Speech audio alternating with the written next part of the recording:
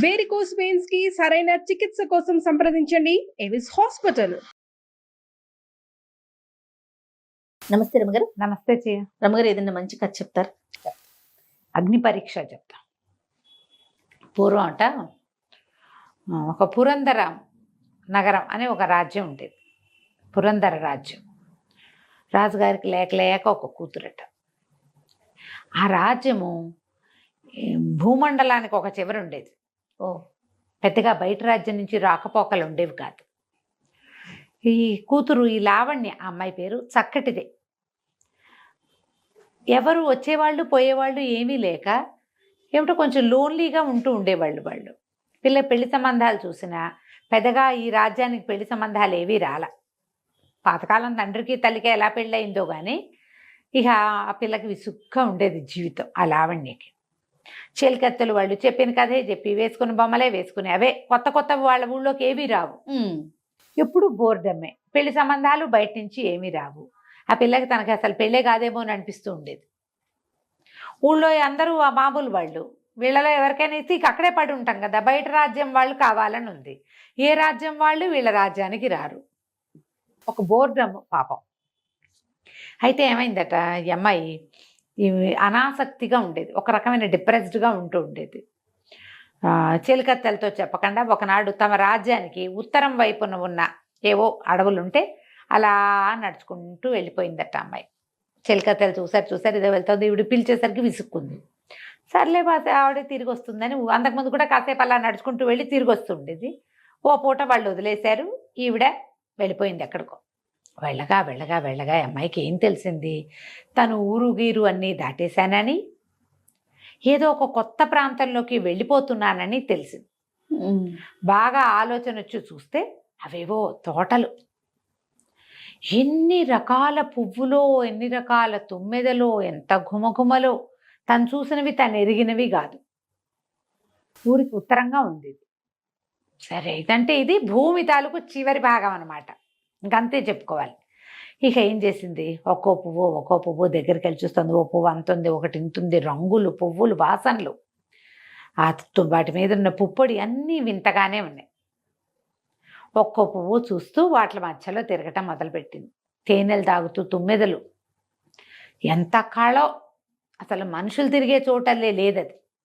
అయితే చూసి ఇంకా వెళ్ళిపోదాం, 2 పువ్వులు కోసి తలలో పెట్టుకుందామని ఒక పువ్వు తెంపంగానే ఎవడో ఒక యువకుడు గర్జిస్తూ, ఎవరది పువ్వులకు వస్తోంది అని పరిగెత్తుకుంటూ వచ్చాడు. అతనికి చొక్కా లేదు, పంచ కట్టుకుని ఉన్నాడు, బలశాలిగా మగవాడు. హడిలిపోయింది అమ్మాయి. ఎవరు నువ్వు, పువ్వులకు వస్తున్నావంటే ఆ అమ్మాయి చెప్పుకుంది, నేను పురందర నగరం రాజకుమార్తెని, నా పేరు లావణ్య, ఏదో నడుస్తూ వచ్చాను, ఇందులోకి వచ్చేసా, పువ్వులు బాగున్నాయని కోసుకున్నాను. ఈ పువ్వులు కొయ్యకూడదా? కొయ్యకూడదు, ఇది గంధర్వుల వనం అనగానే భయమేసింది. అమ్మో అంది. నేను దీన్ని కాపలా నువ్వెవరు అని అడిగింది. నేను ఇక్కడ కాపలా ఉంటాను, పువ్వులు గంధర్వులు తప్పిస్తే వేరే వాళ్ళు కొయ్యకూడదు, పోనీలే ఇంత దూరం వచ్చావుగా తీసుకో అని 2 పువ్వులు ఇవ్వబోయాడు. నువ్వెవరు నేను ఇక్కడ కాపలా ఉంటాను అన్నాడు. గంధర్వుల వనానికి కాపలా ఉండేవాళ్ళు గంధర్వులేగా. అంతే. భయమేసింది అమ్మాయి. గంధర్వుల మీద చాలా కథలు చెప్పుకుంటారు వాళ్ళ ఊళ్ళల్లో. అకస్మాత్తుగా ప్రత్యక్షం అవుతారని, తీసుకెళ్ళిపోతారని, మాయం చేసేస్తారని, గంధర్వుల ప్రేమలో పడిన ఆడపిల్లలు సర్వనాశనం అయిపోతారని ఇలా చాలా విన్నది. ఆ అమ్మాయికి 18-19 సంవత్సరాలునే. అంతటి మగవాడిని అంత దగ్గర నుంచి చూసిన దాఖలాలు ఎప్పుడూ లేవు. ఒకసారి అతను చూడంగానే మనసు జల్లుమంది కూడా. గంధర్వుడు అనేసరికి భయం వేసింది, పువ్వులు వదిలేసింది. వద్దు నాకు పువ్వులు వద్దంటే అతను పక్కపక్క నవ్వాడు. ఎందుకు భయపడతావు, నా పేరు సువ్రతుడు, నేను కూడా మనిషినే, గంధర్వుల వనానికి కాపలా ఉన్నాను, కానీ నేను నీలాగానే మానవ జన్మెత్తిన వాడిని. మా తాత నేను ఒకసారి అడవిలో తిరగటానికి వచ్చాం. దీని తర్వాత అంటే ఈ పురందర నగరానికి అవతల పక్కగా ఉన్న నగరానికి రాజుగారి మనవడు మా తాత నేను కలిసి ఇక్కడికి వచ్చాము. మా తండ్రి లేడు. ఒకసారి వేటగాని వచ్చి, ఇప్పుడు వీళ్ళ నగరానికి ఉత్తరంగా ఉంది కదా, మా నగరానికి ఇది ఐమూలగా వస్తుంది, నైరుతిలోకి అలా వస్తుంది. మేము ఇటువైపు వేటాడడం కోసం వచ్చి ఈ వనం దగ్గరకు వచ్చేసాము. ఒక గంధర్వ రాణి ఆ రోజు పౌర్ణమి అవ్వటం వల్ల గంధర్వుల రాణి నన్ను చూసింది. ఆమె నన్ను ఎత్తుకుపోయింది. మా తాత నన్ను వెతుక్కుని వెనక్కి వెళ్ళిపోయాడు. ఎన్నాళ్ళో అయింది. ఆమె తనని ప్రేమించమని పెళ్లి చేసుకోమని అడిగింది. నాకు ఆమె మీద ఏ ప్రేమ కలగలేదు. నేనప్పుడు 18 ఏళ్ల వాడిని. దాంతో ఆవిడ ఏం చేసిందంటే ఈ వనానికి కాపలాదారుగా నన్ను ఇక్కడ వదిలిపెట్టింది. నేను మనిషిగా ఉండటానికి. నేను ఇక్కడే ఉంటా. ప్రతి పౌర్ణమికి వస్తుంది. ఇక నేను వాళ్ళకి బందీగా ఉండిపోయా. పౌర్ణమి నాడు మొత్తం గంధర్వులంతా ఈ తోటలోకి వస్తారు. పౌర్ణమి నాడు వాళ్ళు రావడానికి వీలుగా ఈ తోటని పెంచుతూ ఉంటాను నేను. నాకు ఇక్కడి నుంచి విముక్తి లేదు. ఇప్పటిదాకా నేను మనిషి అన్నవాడిని చూడలేదు, నిన్నే చూశాను అన్నాడు. అనేసరికి అమ్మాయికి బాధ వచ్చేసింది. ఇప్పుడు తనేమైంది, నీ భూమికి చివరిలో ఉన్న నగరానికి యువరాణిగా ఉండటంతో తనకు అవే మనుషులు, అవే మొహాలు. విముక్తి లేదు ఆ నగరం నుంచి. ఎవరు కొత్త వాళ్ళు రారు. అక్కడి నుంచి వెళ్ళటానికి వీలు లేదు. సాధారణంగా తనలాంటి వాళ్లే చక్కగా తనని బాగా చూసుకునే ఊరు, తండ్రి తల్లి, సేవకులు, చెలికత్తెలు అన్నీ ఉండే నేను డిప్రెస్డ్గా ఉన్నా. ఇక్కడ పువ్వుల తోట తప్పిస్తే నరమానవుడు అనేవాడు లేని చోట ఒకడు మనిషి ఎట్లా ఉంటున్నాడు పాపం. అదేగా, నెలకొక్క రోజే వాడి జీవితానికి సందడి. అది కూడా వాడికి ఇష్టం లేదు. అది వాడు మనిషిగానే ఉండాలి. గంధర్వుల రాణి వస్తుంది. వచ్చి ఏం చేస్తుంది? ఏం లేదు, వీడు బందీ అయిపోయాడు. తాత లేడు, ఎవడూ లేడు. ఇక్కడి నుంచి వాడు ఎక్కడికి వెళ్ళకూడదు. అయితే అమ్మాయి అడిగింది, మరి నువ్వు ఎట్లా ఈ బందికానా పోయేది? ఎలా పోగొట్టుకోగలవు నువ్వు అన్నాడు. అడిగితే అన్నాడు, చాలా కష్టం. వాళ్ళు పౌర్ణమి నాడు ఇక్కడికి వస్తారు కదా, ఆ గంధర్వరాణి సముఖంలో నన్ను ఎవరైనా కౌగిలించుకోవాలి. చాలా పరీక్షలకి గురి చేస్తుంది. అన్ని పరీక్షలకి నిలబడితేనే నేను వాళ్ళకి దొరుకుతా. పరీక్షలకి భయపడి వాళ్ళు వదిలిపెట్టేశారంటే నన్ను, వాళ్ళు కూడా ఇక వాళ్ళు చచ్చిపోతారు, నేను ఇక్కడ దొరికిపోతాను. నన్ను ఎవరు రక్షించలేరు. నా కోసం ఎవరు ప్రాణాలు వదలటానికి సిద్ధపడతారు? ఏ మనిషి అన్నవాడు? అసలు ఇక్కడ మనుషులు ఎవరు లేరు. నేను చెప్పాగా, నేను ఒక్కదాన్ని నేను చూశానని. అవేమీ జరగవు, నువ్వు వెళ్ళిరా అన్నాడు. పౌర్ణమికి ఇంకా 4 రోజులు. ఈ లావణ్య ఇంటికి వెళ్ళిపోయింది. ఆ అమ్మాయికి పదే పదే ఈ సువ్రతుడే జ్ఞాపకం వస్తున్నాడు.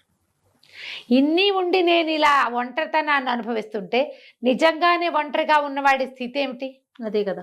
ఒక దేశానికి రాజకుమారుడిగా ఉండి ఈ పాటికి పెళ్లి పేరెంట పిల్లలు కలగాల్సిన వాడు కదా. యవ్వనంలో ఉన్నాడు, అందంగా ఉన్నాడు. ఒక్క మనిషి తోడు లేకుండా అలా గంధర్వుల మధ్యలో చిక్కుబడిపోయాడు. వాళ్ళతో జీవితం ఏం బాగుండదు. సరే, ఏమనుకుంది, ఆ అబ్బాయిని రక్షించాలని పుట్టింది ఈ పిల్లకి. ఏం చేసింది? పౌర్ణమి నాడు సాయంకాలం 4 గంటలకల్లా బయలుదేరి ఉత్తరం వైపుకి వనానికి వెళ్ళిపోయింది. ఎవరికి చెప్పకుండా వచ్చేసి ఆ పువ్వుల సందున దాక్కుని కూర్చున్నది. పువ్వుల చెట్ల సందున కాస్త చీకటి పడేసరికి చంద్రోదయం అవ్వంగానే వాతావరణం అంతా వెన్నెలతో నిండిపోయింది. సుగంధాలు చిమ్ముతున్నాయి పువ్వులన్నీ. రకరకాల జంటలు రావటం మొదలుపెట్టారు. ఎవరెవరో ఎంతమందో వస్తున్నారు. ఆ గంధర్వుల రాణి ప్రతి పౌర్ణమి నాడు వచ్చి నన్ను పెళ్లి చేసుకుంటావా, నన్ను పెళ్లి చేసుకో, నాతో ఉండు అని అడుగుతూనే ఉంది. ఈ కుర్రాన్ని ఎన్నేళ్ళ నుంచో. వాడు ఒప్పుకోడు. తన దారిని తను వాళ్ళతో వీళ్ళతో విహరించి వెళ్ళిపోతుంది, మళ్ళీ వస్తూ ఉంటుంది. అయితే ఏమైంది, ఈ అమ్మాయి చూస్తోంది అట్లా ఎవరెవరో వస్తున్నారు, బోళ్ళంతమంది. అందరూ నాట్యాలు చేస్తున్నారు, పాటలు పాడుతున్నారు. ఈ పువ్వుల్లో ఉన్న మకరందాన్ని పీల్చి పువ్వులు కోసుకుంటున్నారు. ఒకళ్ళ పువ్వులు కోసి ఇంకోళ్ళ తలల్లో పెడుతున్నారు. జంటలు ఎన్నో నాట్యాలు చేస్తున్నాయి. క్రమంగా ఈ అమ్మాయి చూడగా ఒక మహాద్భుత సౌందర్యవతి బోల్డని నగలతో అలంకరించుకుని రెక్కల గుర్రం మీద రావటం చూసింది. చూసేసరికి ఆ అమ్మాయికి తెలిసింది, వీళ్ళందరూ వేరు, అమ్మాయి వేరు. వీళ్ళంతా జనంగా ఉన్నారు, అమ్మాయి రాణిగా ఉంది. ఇదే గంధర్వుల రాణి అని తెలుసుకుంది. ఆ అమ్మాయి రెక్కల గుర్రం దిగి అట్లా లోపలికి వస్తుంటే ఎక్కడున్నావు అని పిలుస్తూ ఉంటే ఈ సువ్రతుడు ఒక చెట్ల చాటు నుంచి రాణికి ఎదురుకుండా వెళ్తున్నాడు. ఈ అమ్మాయి ఏం చేసింది, పరిగెత్తుకుంటూ వెళ్ళి ఆ సువ్రతుడిని గట్టిగా కావలించుకునేసరికి అలా గంధర్వరాణి పిచ్చి కోపం వచ్చేసింది. ఎవరో స్త్రీ తాను కావాలనుకుంటున్న వాడిని కౌగిలించుకుంది. వెంటనే ఆవిడ ఎలాంటి మాయ చేసిందంటే ఈ కావలించుకుంది కదా, ఈ అమ్మాయి 2 చేతులతో హగ్ చేసుకుంది. సడన్ గా ఈ కౌగిల్లోంచి సువ్రతుడు మాయమయ్యి బ్రహ్మాండమైన కొండ శిలువ ఇంతలా ఉంది, పాము బుసలు కొడుతూ. ఈ అమ్మాయి వదిలిపెట్ల. తెలిసింది అమ్మాయికి, ముందే చెప్పాడు కదా ఆ మాయలు, చాలా మాయలు పన్నుతుంది, ఆ మాయని తప్పించుకోలేరు ప్రతి వాళ్ళు. అమ్మాయి కళ్ళు మూసుకుంది, కృష్ణ కృష్ణ అనుకుంటూ భగవంతుని తలుచుకుంటూ అట్లాగే కావలించుకుంది. చాలాసేపు గడిచింది. ఈ అమ్మాయికి ఆ మెత్తటి పావును కావలించుకున్న ఫీలింగ్ తెలుస్తూనే ఉంది. సడన్ గా ఒక్కసారి ఇచ్చగా కొండ చెలువుగా ఉన్నదాన్ని సింహంగా మార్చేసింది. సింహం గర్జిస్తోంది, దాని జూలు అది నోరు తెరిస్తే దాని నోట్ల నుంచి ఒక వెగటైన వాసన వస్తుంది, మాంసప్ప వాసన వస్తుంది. అయినా సరే ఆ సింహాన్ని కౌగిలి నుంచి వదలలేదు ఈ అమ్మాయి, వదిలిపెట్ల. ఎంత కేకలు పెట్టిద్దో, అరుస్తూనే ఉంది ఆ సింహం, గర్జిస్తూనే ఉంది. ఈ అమ్మాయి కూడా అరుస్తూనే దాన్ని అట్లాగే కావలించుకుని ఉంది, వదిలిపెట్టలేదు. సువ్రతుడే వీడు, సువ్రతుడే, సింహం కాదు, సింహం కాదని చెప్పుకుంటూ తనకి తనే. అంతా మాయ, ధైర్యంగా ఉండాలి, ధైర్యంగా ఉండాలని చెప్పుకుంటూ అలాగే వదిలిపెట్టదు అని ఉన్నట్టుండి ఏమైందో తెలుసా, ఆ సింహం మారిపోయి కాలిపోతున్న ఒక ఇనప స్తంభంగా మారిపోయాడు ఆ సువ్రతుడు. ఆ ఇనప స్తంభాన్ని కౌగిలించుకుంటే ఎలా ఉంటుంది, కాలిపోతుంది, ఒళ్ళంతా మంటలు మండిపోతోంది, చర్మం ఉడికిపోతున్నట్టు, కండలు ఉడికిపోతున్నట్టు, లోపల వక్షస్థలం కాలిపోతోంది, చేతులు కాలిపోతున్నాయి. ఆ అమ్మాయి అలాగే దేవుడా దేవుడా అనుకుంటూ కౌగిలించుకుని వదిలిపెట్టలే. చాలాసేపటికి ఆ కాలిపోతున్న ఒంటితో స్పృహ తప్పిపోయింది. స్పృహ తప్పి పడిపోయింది లావణ్య. ఆ అమ్మాయికి స్పృహ వచ్చేసరికి తన కౌగిల్లో సువ్రతుడు ఉన్నాడు, వాడికి కూడా స్పృహ లేదు. తెల్లారిపోయింది తెల్లగా. పొక్కలు మామూలుగా పువ్వులు పూసి ఉన్నాయి. ఆ తోటలో ఒక్క గంధర్వుడు లేడు. ఇది సాయంకాలం వచ్చింది అమ్మాయి, తెల్లవారేదాకా ఇక్కడే ఉంది. ఎప్పుడైతే రాత్రి 12 గంటల వేళ యువరాణి ఇంటికి చేరలేదు అని తెలిసిందో, రాజు కొంతమంది భటులు వెతుక్కుంటూ వచ్చారు.